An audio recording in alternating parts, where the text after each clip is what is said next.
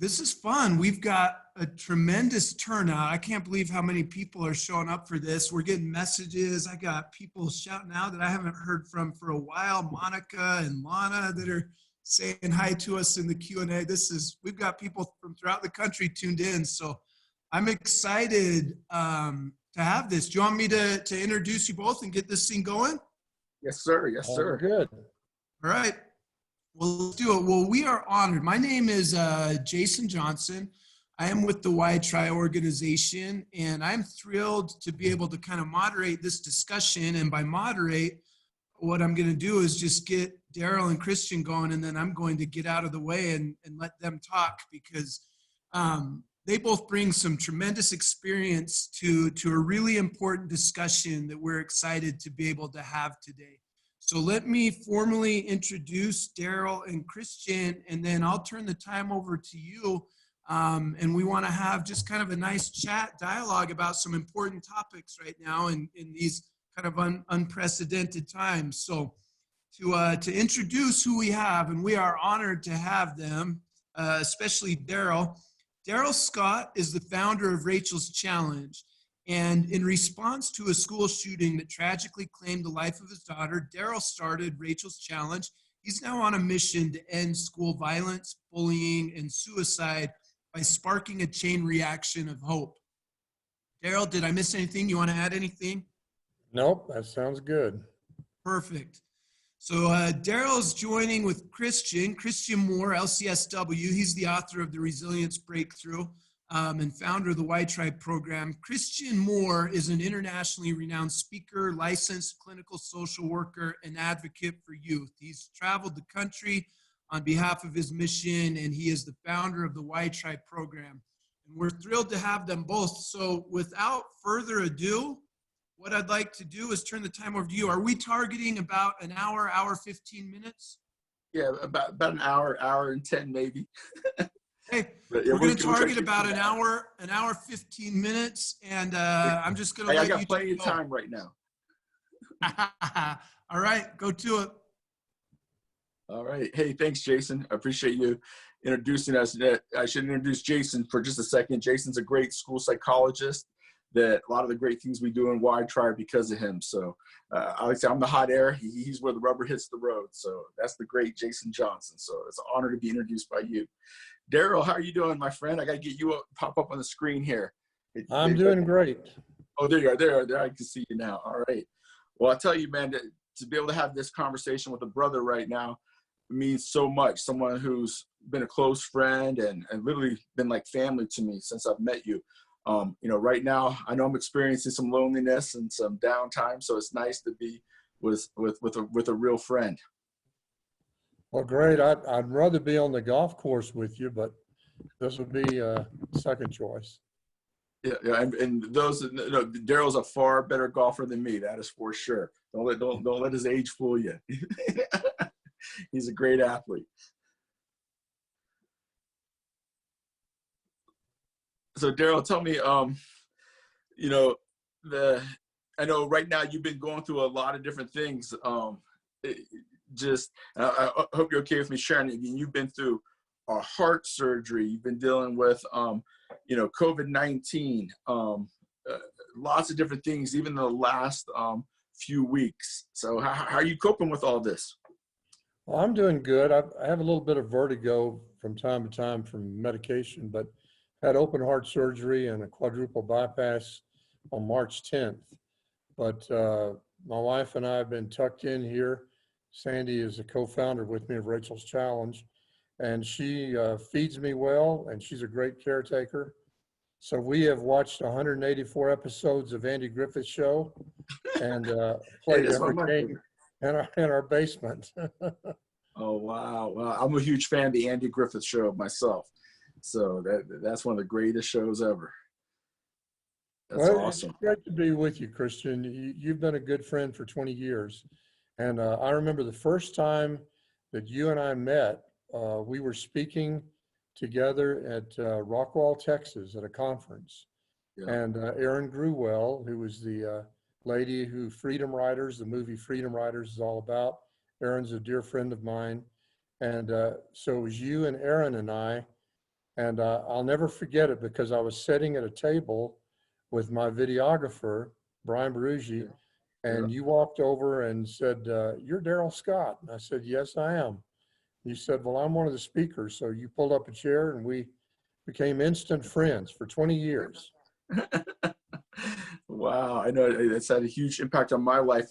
You know, I was just mentioning, you know, loneliness sometimes, you know, when I'm on the road and I'm going through a hard time, and I've been on the road, maybe I've been in 4 cities in 6 days and I'm exhausted. Several times I have picked up the phone and called Darrell to work with, you know, what I'm dealing with or some of the challenges I'm having out there on the road. And it was always nice to be able to talk to someone that understood the ups and downs of the road and understood how difficult sometimes this child advocacy work can be, and some of the difficulties there. To have someone to talk to that really understood it made a huge difference in my life. Well, thank you. I get to practice. What's funny is I'm not a psychologist. You are. Yeah, I'm a But I get social to worker. practice on you. Yeah. Jason's the psychologist. I'm a clinical social worker. We're not Oh, okay. sometimes we're not as smart as Close those enough for me. psychologists. What's that? Close enough for me. No, you're fine. You're fine. Wow. You know, it's interesting. I have a lot of different friends that have done different things for me over the years, but there's one unique thing that you've done for me that no other friend has ever done for me. I remember I had landed in Savannah, Georgia a couple years ago, and my phone starts lighting up, and people are like, I keep seeing the words president. They're talking about you, vice president, and I'm like, what do I have to do with the president, the vice president of the United States? As my phone's lighting up, and when I finally can get to the hotel and see what's really going on, I turn on the TV and I see that you had mentioned me in front of the president and vice president and the Why Try organization. I will never forget that my entire life. Growing up in the neighborhood I grew up in and how I grew up, that was a surreal moment. And so I have to thank you for that. I don't know what motivated you to do that, but that was a really surreal moment of my life. Thank you, Darrell. Well, I thought the highlight of your life was when I introduced you to Cal Ripken. Oh, what? Oh, I forgot about that too. Oh my goodness. You know, I'm going to be That was honest bigger between than the you and president me. for The you. Cal Ripken thing is much bigger for me. That is no joke. You did introduce me to Cal Ripken as well. Oh my word, I cannot believe I would. So it's funny because the president's story is so huge. I'm like, man, but in my personal life experience, those that don't know where I grew up outside of Baltimore. As a child, I was a huge Cal Ripken fan. And Darrell was aware of that. When Darrell had the chance to meet Cal, he introduced me. So you have to maybe share a little bit about that connection. Yeah, we both ended up, Cal had us to both speak to his board of directors. And then we partnered together, still partnered together with them in a program called the Uncommon Athlete. Yeah. And one of our friends, Joe Coles, still continues to do that along with one of our speakers, Cody Hodges, who was a former NFL quarterback. You know, that meeting, I want to go back to that meeting with at the White House. Because definitely give context, because I was actually out of a tragedy. Yes, that happened. yes, it was right after the Parkland, Florida shootings. Up until that time, Columbine had been the largest school shooting in American history for high school. And of course, there was Sandy Hook and our dear friend Scarlett Lewis, who lost her little boy and the Sandy Hook shooting, and now partners with us. But the president asked my wife and I to come and meet with some of the families from Parkland. And he asked me to talk a little bit to the group. And that's where I was able to talk about Why Try and what you guys do, along with a couple of other partners that we have. But that was a sad day to meet with those people who had just lost their family members and friends. You know, that's one of the things, Darrell, and I know you're very humble. You're not going to brag about this, but I've watched you over the years after many crises, difficulties, where you're a real healer. You've helped a lot of people heal and under the most unbelievable circumstances. You know, I'd love for you to maybe just share for a few minutes here a little bit about what keeps you motivated to jump into tremendous adversity, into tremendous pain. I mean, I know sometimes in my own life, because some of the challenges I had growing up, different things, sometimes I want to run from some of this intense emotional pain. It's hard to deal with it. And you've been a great example to me of looking it directly in the eye. I mean, I think a lot of our behaviors come out of either fear or pain, and fear and pain, or out of love. I mean, most behaviors, either love's going to push us to do something, or fear is going to push us. And your ability to look fear in the eye and look adversity in the eye is one of the greatest I've ever seen. It's been a huge, powerful example to me. Maybe you could share a little bit about how you're able to do that. Look some really tough stuff directly, because I think a lot of people in America right now are definitely feeling this. Well, my motivation comes from the love of my daughter, Rachel. And just so that the people listening know what we do and who we are, I'll give a little background real quick. Rachel, my daughter, was the first one to be killed in the Columbine tragedy in 1999. And Rachel had left our family with 6 diaries. She was motivated by Anne Frank to leave diaries. And as we began to read her diaries and hear from her friends, we began to realize the overwhelming kindness that she had shown to many of her classmates who were bullied or picked on or put down by others. And as we read her diaries and began to talk to her friends, we found 2 things that emerged that were amazing to us. Number one, she had a sense of purpose and destiny, and had actually written on the back of her dresser when she was 13 years old. She drew an outline of her hands, and she wrote, "These hands belong to Rachel Joy Scott and will someday touch millions of people's hearts." As of today, we have spoken with our 50 presenters worldwide to over 28 million people in live assemblies and trainings. So that became a prophetic utterance from her. But Wow. she, in fact, that drawing today is hanging in the White House. In the Because, White House? yes, Kayleigh McEnany, who is a friend of Sandy and I, is now the White House press secretary. She's the new press secretary. And she had contacted us several years ago and told us that Rachel was the biggest hero in her life. And she dedicated a book she wrote, a bestseller, to Rachel's memory. And she texted me a couple of days ago and said, "I want you to know that hand of Rachel's, where she said, 'My hand will touch millions of people,' is now hanging on my wall office in the White House." So Rachel has made it to the White House in a big way. Unbelievable, man. That is one of the most incredible stories. But a lot of her writings were about the fact that kindness and compassion are something that we need to show others. And she actually practiced that. We tell story after story that we heard from students at her funeral.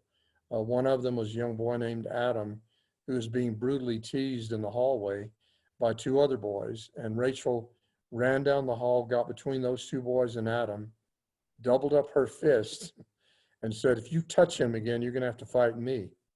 And the 2 boys backed off, and she and Adam became friends. And we found out later that Adam was planning to commit suicide.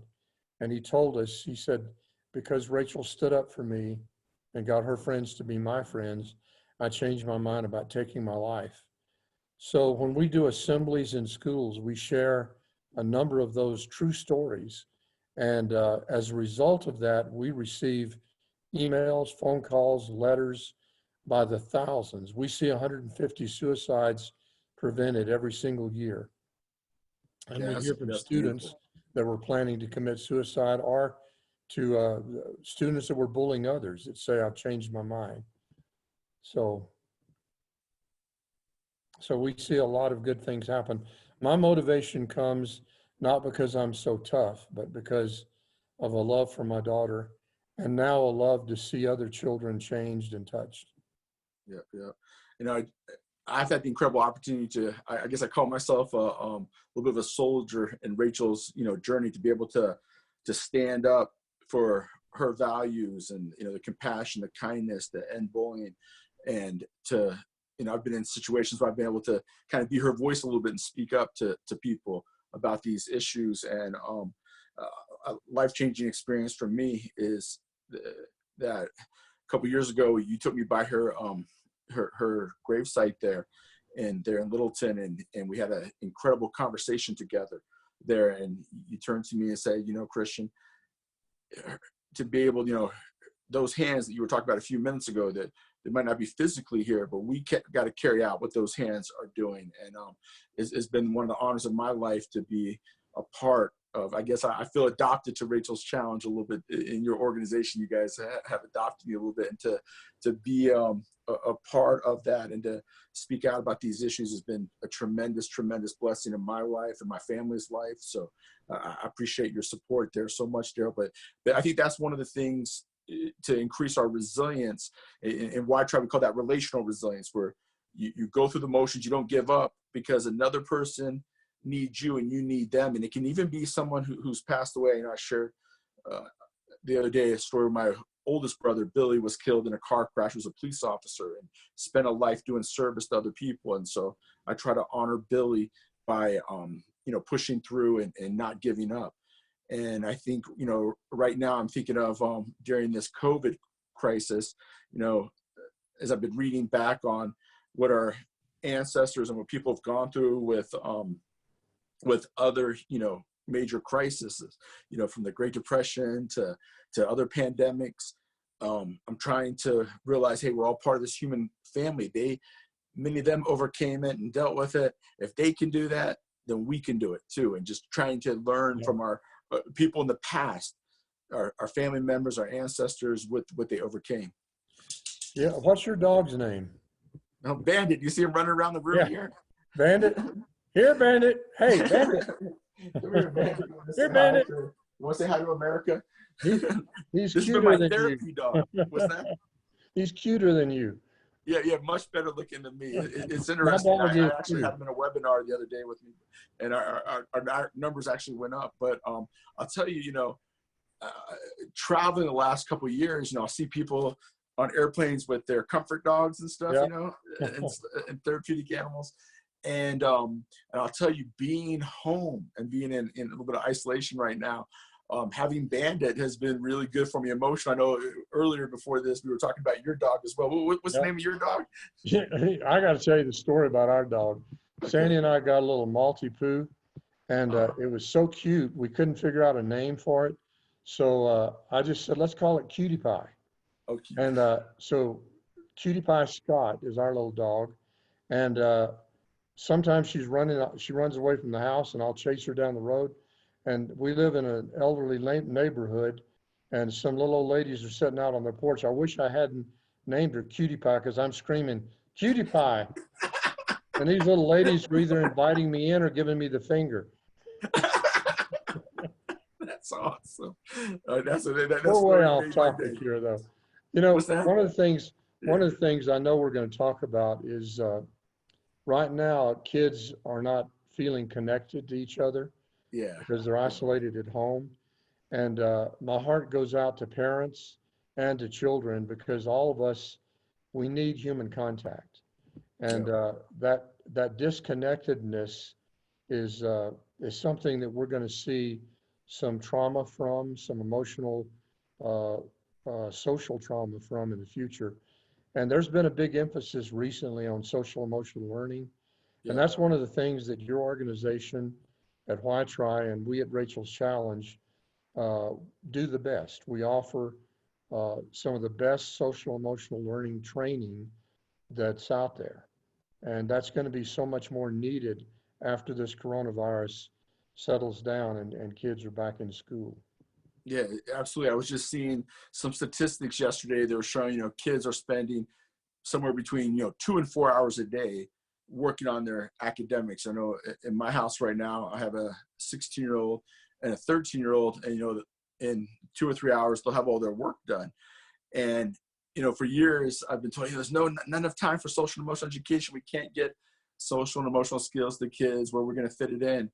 And I think now we definitely have some time. We're realizing, if we can get the schoolwork, the academics, the 3 hours done by, 1 o'clock in the afternoon or by noon, then maybe there's some time that we can start dealing with social and emotional education. Yeah. And Yeah, Dr. Robert Marzano, who's one of my best friends, and you've been with Bob and I several times. Bob and I wrote a book together called Awaken the Learner. We wrote two books together, but one was called Awaken the Learner. And in that book, I addressed the history of education. And in the early days of education, if you don't mind, I want to ramble about that just for a moment. Yeah, no, Because please a lot do. of Please do. educators don't know this. Yep. But Horace Mann was the father of American education. Yep. And Horace Mann went to Europe to learn at the feet of two great educators. Actually, they were both dead. He went to learn all he could from their students. But one of those was a guy named Johann Pestalozzi. And Pestalozzi had taken 81 orphans from off the streets of Stannes, Switzerland. The French army had invaded Switzerland in 1799, killed over 1,000 adults, and 81 orphans were left without parents. And this man, Pestalozzi, took them into an old Catholic convent that wasn't being used. He had no curriculum, he had no books, and he only had them for 6 months. But during that 6 months, he changed their lives. Many of them became world changers. For example, Albert Einstein credits the teaching of Pestalozzi, who had been dead before he was born, as Wow. one of the factors in his life. Frank Lloyd Wright, who was the great architect, credited both Pestalozzi and one of Pestalozzi's students, Froebel, who invented kindergarten. And so Pestalozzi used object lessons, he used field trips, and that's the way he taught. But he was the father of social emotional learning. And he pointed out that if you can reach the heart of a child, they'll give you their hand and their heads. So the first educational system in America, brought back by Horace Mann from Europe, was called the Pestalozzian system of education. And it focused on the 3 H's, the heart, the head, and the hands. In the 1920s, John Dewey came along and institutionalized education and switched the focus from the person to the process. And it went from the 3 H's to the 3 R's, reading, writing, arithmetic. In the 1970s, we switched again, and this time we switched to academics and SAT scores. The focus became performance. So we focused on the person during Horace Mann's era. We began to focus on the process when John Dewey came along up till the 60s. And then we began to focus on performance. And every teacher in America knows there's pressure for academic performance. And Absolutely. So we went from the 3 H's to the 3 R's to the ASS, academics and SAT scores. So we need to get off the ass and get back to the 3 H's, the heart, the head, and the hands, because that's where the social emotional learning is all about. If we reach their heart, they will give us their head, they will give us their hands. That's been proven over and over and over again. Yeah. No, amen. Amen. That's powerful. Thanks so much for taking some time to share that. I think one of the things coming out of this COVID crisis is we're seeing that we truly are social creatures, that our real inner motivation comes from the heart. And I think we're going to see more and more of this. I think we're going to see more of what I call a whole child approach. That, of course, we want them to have that academics is so important. But, I have these two teenage boys right now in my house. And to me, it's so important that they have the ability to get through the lows of life, to be able to bounce back from tragedy, from heartache, from different things. One of the things I want to point out is I was talking to you a few minutes ago. I'm sorry, this is the therapist. I'm putting my therapist hat on a little bit, but then this is one of the reasons I love you so much. As I was talking to you just a minute ago, Darrell, about dealing with tragedy and difficulty. We talked about that for a few minutes, and whether when I've been able to be with you or on the road with you traveling, I'll be seeing you, we'll be in a school, we'll be somewhere dealing with difficulty, but you also will have me in stitches, laughing, crying. You're just talking a few minutes ago, you kind of transitioned from that to talking about my dog Bandit, talking about your dog. I mean, the ability to use humor, to have the social and emotional education, to access humor, to access relationships, to access, we call street resilience, and resources in our environment. All of those things help make us resilient. They enable us to bounce back. And you've always been a great example to me of all those things. But going back to we're social creatures is something that's just, I'm feeling this. I'm an expert on social support systems and these things. And even the last couple of weeks, I have felt pretty intense loneliness and just a huge desire to get around other people and to connect. It's interesting that I think I don't know if it was the last or the past, it was the past former Surgeon General. His name's Dr. Vivek Murthy, just came out with a book entitled Together. And it's interesting, when he was the former Surgeon General, he was traveling across the United States a couple of years ago, and he was looking at really helping people with medical issues as he was traveling. And he just started noticing that the number one issue that was coming up over and over again was loneliness. And that's what inspired him when he was done. He goes, and then he was looking at the research that loneliness has on physical health, emotional health. A couple things that he found is it impacts, if you have loneliness, you're more likely to have a stroke, cardiovascular disease, decreased memory, learning and altered brain function, depression, anxiety, or higher rates of suicide. And so he's saying, wait, if until we really look at loneliness in a real intense way, we're not going to be in a position to even take on some of these physical things. And they compare it to loneliness is more dangerous than obesity as well, and as damaging to our health as smoking 15 cigarettes a day. The equivalent of 15 cigarettes a day. That's the intensity. It says, then he goes on to say that 75% of Americans reported moderate to high levels of loneliness. 75%. And I think, the impact of that on our children, and loneliness, you can be with people and feel lonely. I'm around people all the time, and sometimes I still feel lonely, and it's because of that intimacy. It's how much intimate connection we have with someone. Like when I'm on the road, I'll talk to you. I could be in a restaurant. I could be around 150 people at a conference, but a 30-second conversation with you, because I have a real connection, a real friendship there, that intimacy creates, meets those emotional needs, very, very intensely. And I'm so excited. I just learned that in Britain, they just created a minister of loneliness. And their goal is by 2023, everybody has access to social support systems in Britain. Wow. And stuff. And they're doing a whole bunch of stuff to make that happen. I hope America follows similar suit. The old axiom for teachers, the students don't care how much you know until they know how much you care, is really true. My life was changed by my 5th grade teacher. Everybody has a favorite teacher. Yeah. And mine was Mrs. Cook, because she was hot. That's not why she was my favorite teacher. Hey, at least you're honest there. I appreciate it. She came and visited my parents. I'll never forget that.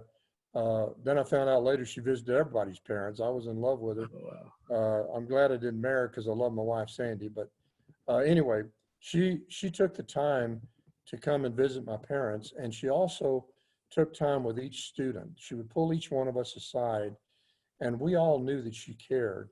And we've carried that whole principle into Rachel's Challenge through our assemblies, through our trainings. And I'd like to read just a couple of responses. We have a little book that we printed called Saved by a Story.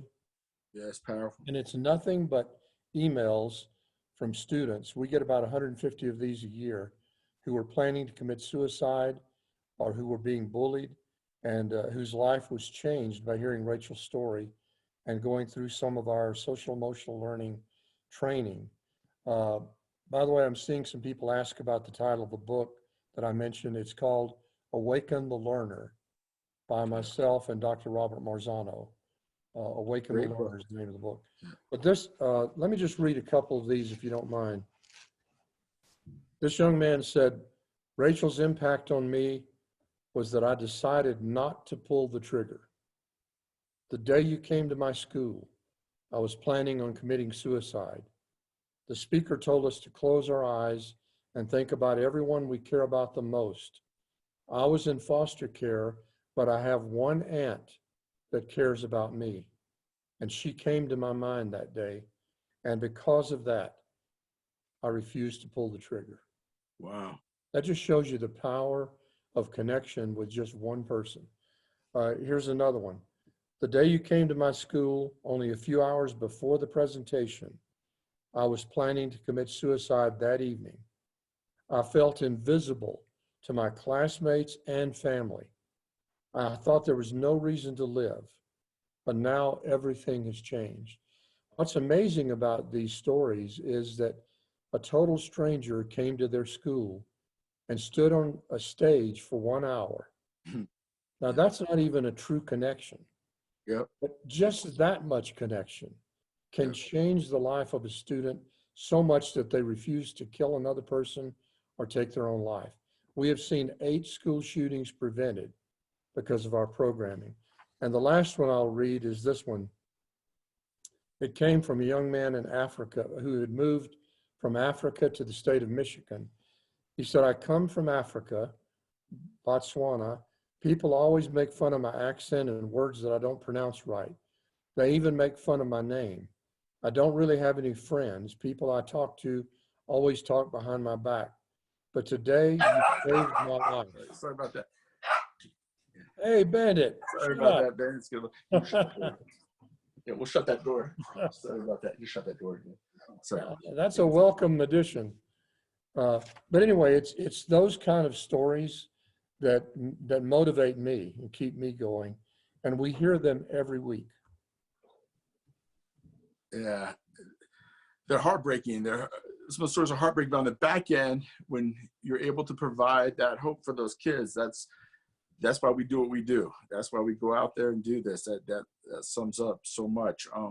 You know, in the last couple of days, as I've talked to a lot of teachers, a lot of administrators, you know, they're worried. Now, they're not seeing a lot of these kids, and they know they're in tough situations. They're worried about the isolation, some of the loneliness these kids are feeling. And, you know, the world has already changed to online quite a bit. I think education is going to do a lot more online in the future. What are your feelings, or what are your worries, Darrell, in the online world as they deal with this transition and stuff? And I know absolutely we're going to hopefully be going back soon in some capacity. It might be blended or something where kids are in a live setting, of course, getting education, but I still think online is going to play a big role. What do you see as the strengths of that, and some of your concerns as well? Well, one of my concerns is that our organization does live assemblies and live trainings. Yeah. You guys are ahead of our curve because you have gone online with a lot of your curriculum, which is great. We do plan to have some online assembly programs available this coming year. We need to work on that right now. We have the raw material, and a lot of our stuff is available already online. But I do think that we're going to see the world change permanently, maybe.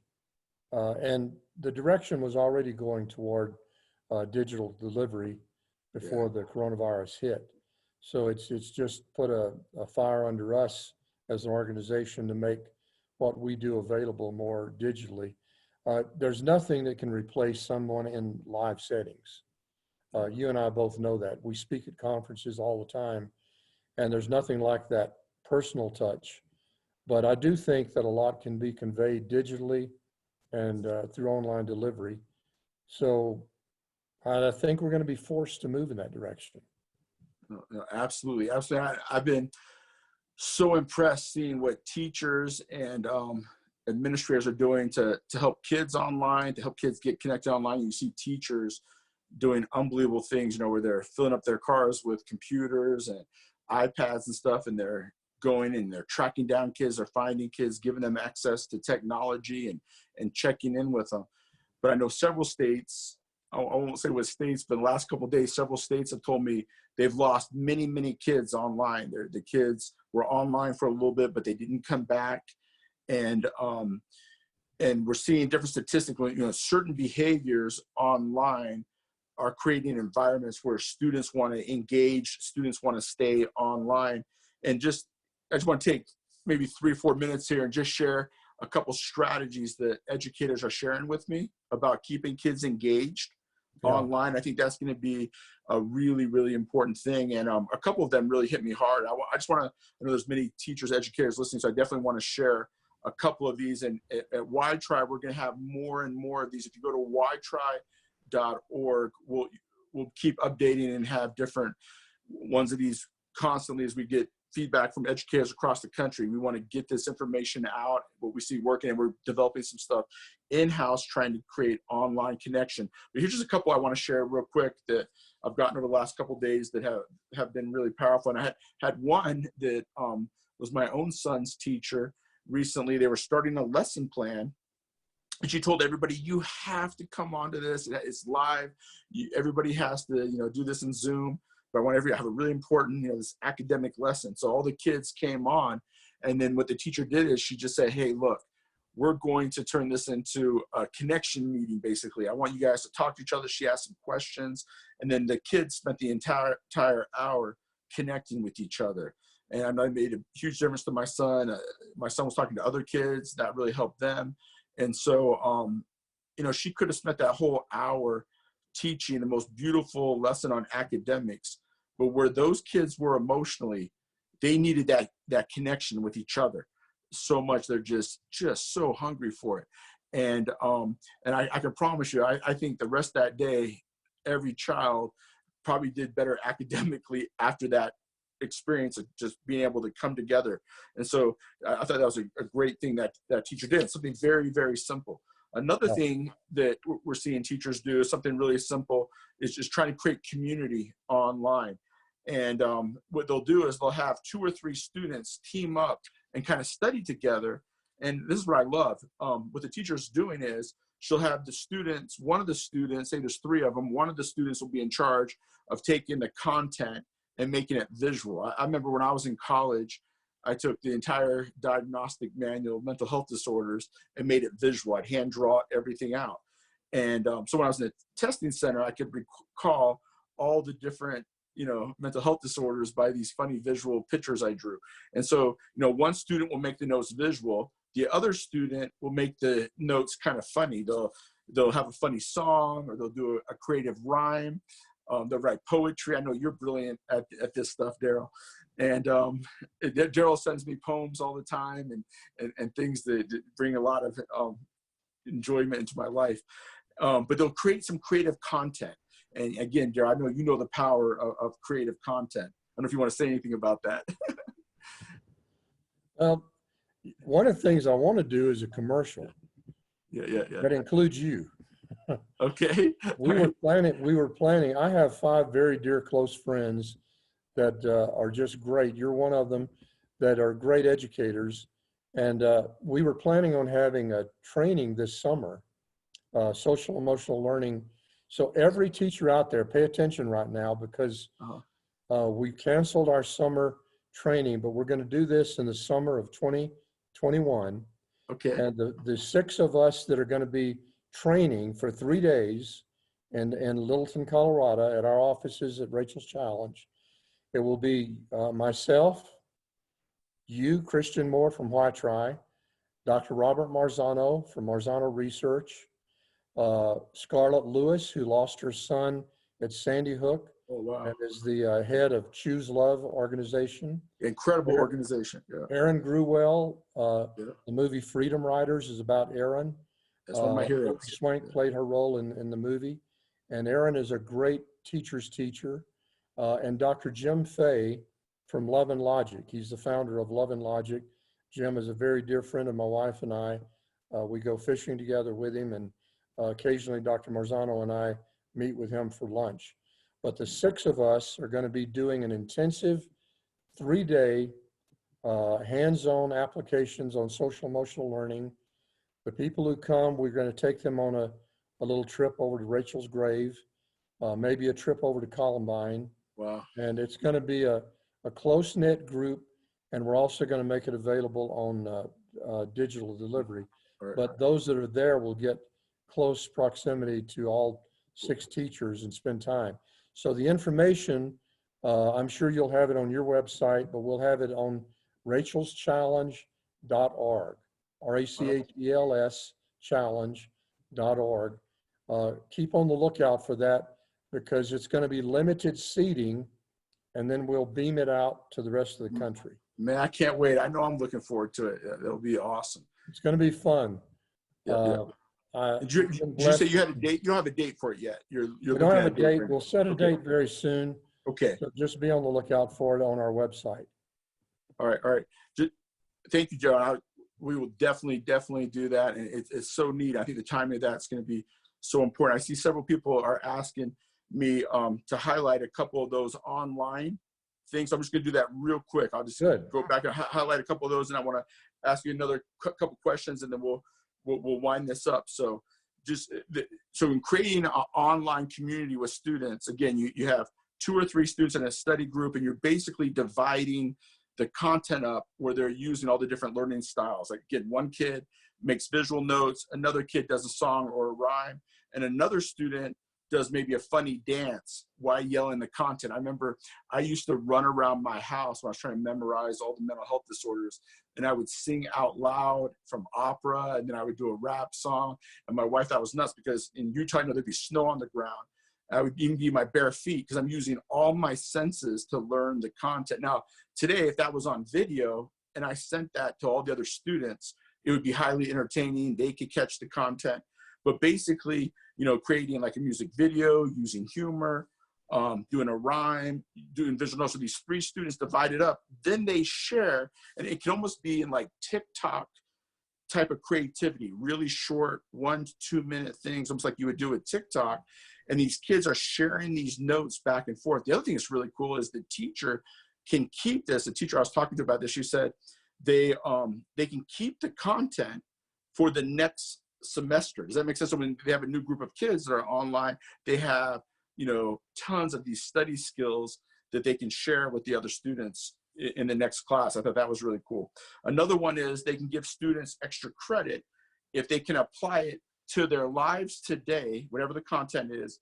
And this was really important from a connection standpoint. And then they get extra credit if they can share it with somebody else. If they share the content with somebody else, and that creates that human connection a little bit more. And so then they maybe report back on doing this in the first 5 minutes of class. But what's really important is they're sharing what they're learning with someone else. We're trying to, in the evening, have our kids share what they learned during the day. Sometimes that goes good. Sometimes that leads to a lot of fights. But you got to do what you got to do. Another one is ask students once a week, do you want more content? Do you want more creativity, more hands-on participation, or more relationships or connection?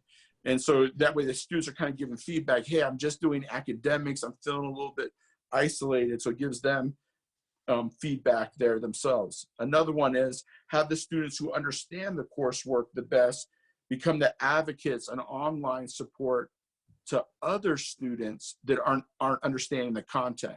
Because I know, one of my kids struggles with some content. I know there's kids in that class that understand the content really well. I wish like maybe in the evening or at 7 o'clock, they could get on together. There was, we as adults could help maybe facilitate the kids that really understand the content, or maybe the teacher gives those kids extra credit if they put together, like I was talking about earlier, kind of a funny video or 2 to 4 minute video that emphasizes how to do the math or whatever the history is, or whatever the content is.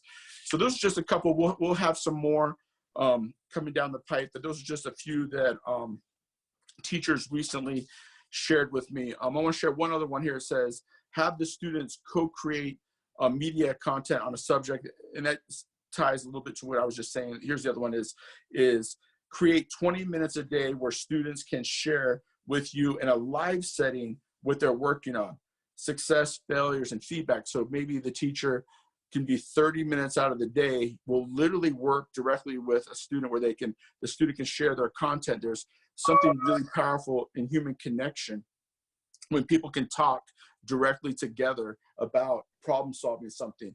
And when they're working on a problem together, I know, the teachers who had a huge impact on me were those teachers I could have some of that emotional connection with. And again, we'll be sharing more of these online tools over the next few weeks there at ytry.org, because I know that that's what teachers are really frustrated with right now, is that connecting emotionally with these kids. And hopefully we'll have a list of 50 of these things really, really soon. So we're looking at it. We're doing a lot of research on it ourselves. And so we're going to make that a high priority. We're hearing educators screaming about this. So, and I really appreciate what educators are doing right now to really realize, hey, these kids are highly social. They need that social interaction. Academics alone is not going to reach, especially with this epidemic of loneliness. We're seeing kids between 16 and 22 years old. One of the biggest things they're saying they're really struggling with is feeling lonely. If you don't mind, I want to add too, you guys have some tremendous tools for teachers to use and for parents to use. We have a program called 180 Connections. Yeah. I believe it's free of charge. We do sell a booklet that's connected with it, but the program you can download from our website, rachelschallenge.org. It's called 180 Connections. I won't go into it in depth, but it gives very simple exercises for teachers or parents. And it's just 3 parts. It's very simple. First part is the teacher or the parent says something about themselves, reveals something about themselves to the child or to the student. It may be, when I was your age, I wanted to be an astronaut, but I'm so glad I'm not flying around the moon because I get motion sickness. I'm glad I'm not puking my guts out, but I'm sitting right here teaching you. Then it turns to the kid. What would you like to do? What would you like to be when you're my age? In fact, Cool. I just see on the screen, it says you can go to www.180connections.org. Yep. 180connections.org and get a free download. And it's called 180 Connections because there's 180 days in the school year. I'm not going to go any further with that except to say it's a powerful tool to help connect a teacher to a student or a parent to a student that you can use every day of the school year. All right, that's awesome. That's awesome. Yeah, I think all that stuff is so important. And I think education I've noticed in the last 7 to 10 years is really prioritizing that relationship, that human connection with kids. And I think we'll see more and more of it coming out of this pandemic. But I think one thing I want to emphasize here, I know we have 15 minutes here. I really want to emphasize, maybe have you talk a little bit more about too, Darrell, is one of the things in the book, The Resilience Breakthrough, that I wrote, we have a bunch of boosters on resilience, on direct ways we can create some internal resilience. And one of the ones, and you're probably the top expert I know personally in this, since I have this time with you, I want to make sure I talk to you about it, is the concept of channeling pain into a cause. And, for example, just right now, me being on this webinar with you, my resilience today is increasing. I woke up this morning, I'm like, oh man, I got this problem, that problem, basically my company's shut down right now. There's these different challenges. And I'm like, all right, how am I going to bounce back? How am I going to do this? But the minute I started thinking this morning, right when I got, hey, I can be with Darrell today, that had a huge impact on my resilience. When I can focus on advocating for children and advocating for teachers and administrators, being an advocate for educators, that taking my difficulty, my pain, and putting it into a cause is very, very motivating. It's one of the biggest things that gives me internal fuel. And I'm saying, Darrell, I mean, your ability to do that is probably if someone said to me, what friend do you have that has done, channeled pain into a cause, you're the best I've ever seen. And so maybe talk a little bit about that fuel and just what your feelings are about channeling pain into a cause. I'll talk about my personal situation, but I'd like to lead in with speaking about a couple of other people too. Okay. John Walsh started America's Most Wanted television show. Yep. He's been responsible for capturing more criminals than any police force in America, including New York City. And the reason for America's Most Wanted is because he lost his little boy, 6 years old. He's a friend of my son, Craig. The two of them are good friends. And John Walsh his little boy was beheaded by a criminal Mm. at 6 years old. John took that pain and turned it around and became one of the most powerful forces in America to capture hardcore criminals. That's great Scarlett example. Lewis, who you've met, Scarlett's Yep. a very dear friend of my wife and I, lost her little boy at Sandy Hook, Jesse, 6 years old. Jesse stood up to the gunman, and he was the only one of the school shooting victims over the last 20 years to be given a military honors funeral because he challenged the gunman at 6 years old and tried to protect his teacher and screamed for his classmates to run. Saved 11 lives that day. When Scarlett told me that when she got home that evening, she looked on her refrigerator, there was a whiteboard that her son had written 3 words. They were phonetically spelled. And those 3 words were nurturing, healing, love. She started the Choose Love Foundation out of her pain. Chuck Norris is a very dear friend of mine. He and his wife have served on our board of directors at Rachel's Challenge. And everybody sees Chuck as a tough guy, but Chuck is one of the kindest, gentlest men I've ever met. You're going to tell the story where you knocked him out accidentally? No, I'm just kidding. No, Sorry. All I right, didn't knock him out. I was his bodyguard one time. That's another story, but we actually flew together to New York to be on Fox News, and Chuck's bodyguard's name was Darrell, and he was with us. And the reason he needs a bodyguard is because he just gets swamped. People just charge. So we were on our way in the limo from the hotel to the news station, the national Fox News, and the bodyguard stood in front of the wrong door, so he wasn't with us. So Gina, Chuck's wife, turned to me and she said, "Darrell, would you pretend to be Chuck's bodyguard?" And I said, "Gina, are you friggin' kidding me? I will be thrilled to be Chuck's bodyguard." And so I said, "I can't wait to tell my grandkids about this one."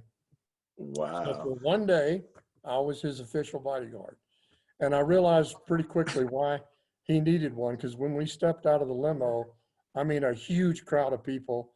And so Gina and I grabbed hands around him and ushered him into what I was going to say was that Chuck came out of extreme poverty. Yeah. He didn't have a dad figure, a father figure. His mom raised he and his brothers in Oklahoma, and they were really very poor.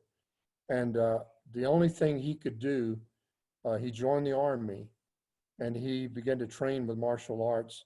And his career, he is the most decorated martial artist in the United States ever, honored by the whole world.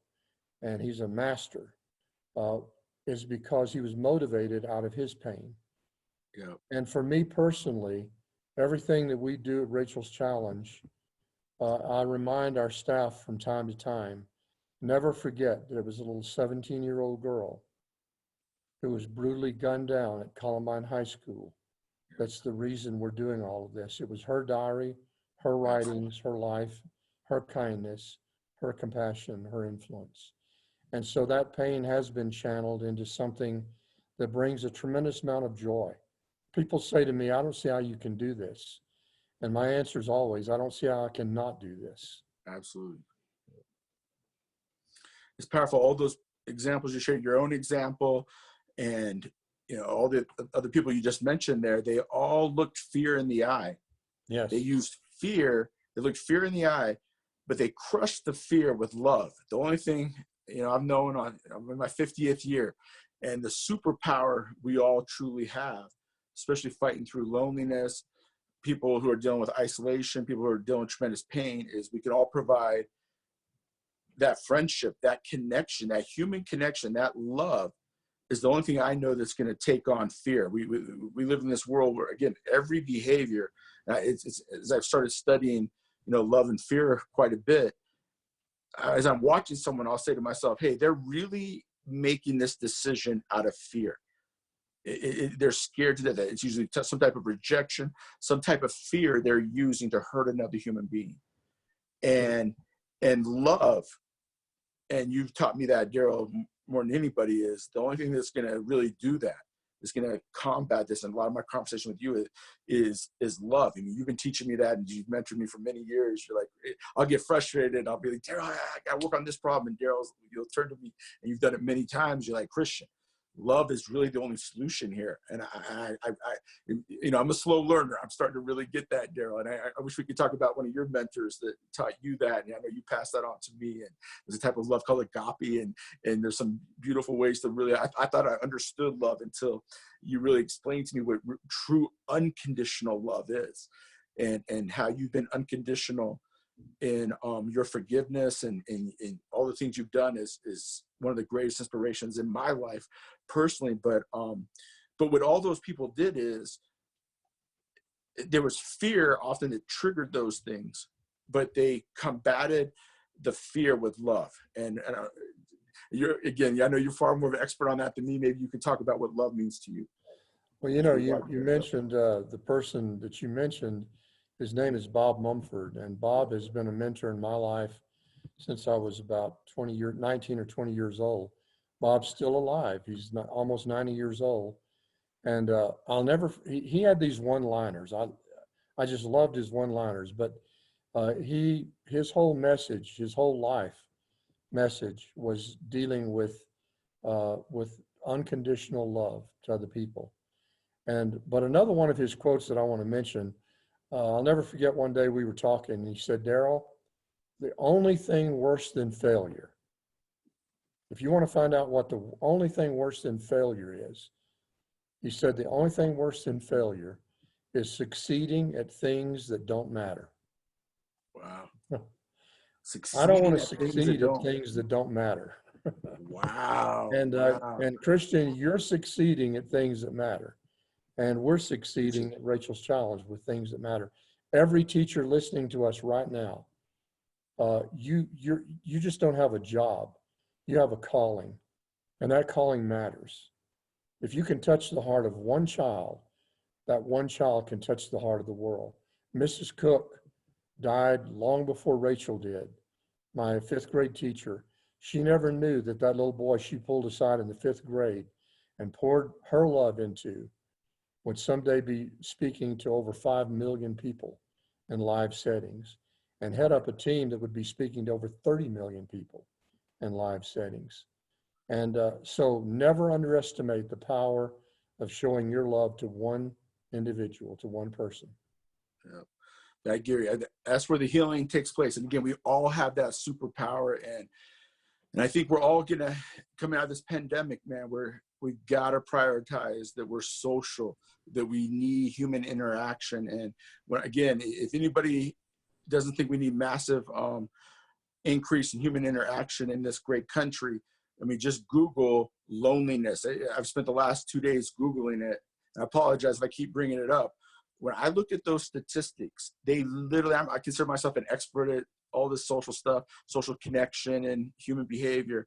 And only in the last 2 days am I really starting to understand the epidemic of loneliness in this country. I'm kind of mad at myself that I didn't study it before this pandemic. I mean, I was aware of it. I talk a little bit about it in my book, but I truly did not understand what's really going on with this. And I encourage everybody out there, please Google loneliness, and let's create our public schools a place that no child feels lonely. Because I'm telling you, I hear from so many children that tell me when they feel lonely, it's easy to hurt another student. It's easy to not want to go to school. It's easy to disengage. And I think we'll lower truancy, dropout, behavioral problems if we can put children in a situation where they feel, emotionally connected to another human being. And I know that's been your life's work, Darrell, and your chain reactions are powerful examples of that. I wish we had time to talk more about the chain reaction, but maybe take 2 minutes. You got to talk about chain reaction a little bit.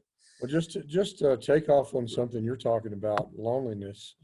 When the president asked me to speak at the White House to the survivors from the Parkland tragedy, one of the things I talked about was the power of connectedness. And I said too much, and this, you have to listen carefully to what I'm about to say, or you'll misinterpret it. Too much focus on diversity will create division. Too Say that much one more time. Too much focus on diversity will create division. I've seen it happen. Too much focus on unity will create compromise.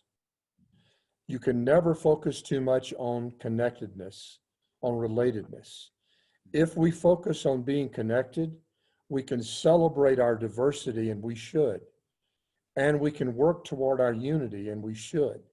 But if all of our focus is on diversity, we end up fighting.